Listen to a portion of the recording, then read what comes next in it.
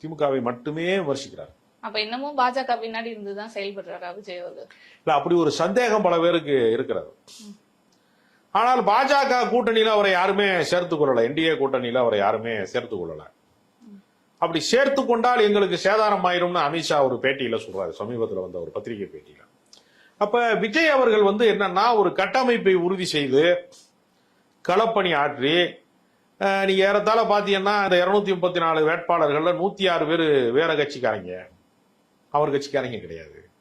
Post ஓட்டுனவனுக்கு தான் posting கொடுப்பேன் அப்படின்லாம் கடந்த காலத்துல ருஷியானந்தெல்லாம் பேசினாரு. ஆனா பணத்தை வாங்கிக்கிட்டு வசதியானவங்களுக்கு, கோடீஸ்வரங்களுக்கு மட்டும்தான் சீட்டு கொடுத்ததாக குற்றச்சாட்டு இருக்கு. அப்படி பார்த்தா அவரோட பிஏ கார் ஓட்டுன டிரைவரோட மகனுக்கும் சீட்டு கொடுத்திருக்காரு சார். அப்ப இதெல்லாம் நம்ம எப்படி எடுத்துக்கிறது? அது ஒரு விதிவிலக்கா ஒரு சிலருக்கு செய்யறது வேற. அதாவது எங்க கட்சியில ஒரு ஏழைக்கு நாங்க கொடுத்துருக்கோம் அப்படிங்கறதும் ஒட்டுமொத்தமாக எப்படி நடந்துக்கிறோம்னு ஒரு வேறுபாடு இருக்குல்ல. எல்லா இடத்துலயுமே ஒரு விதிவிலக்கா ஒண்ணு நடக்கும்.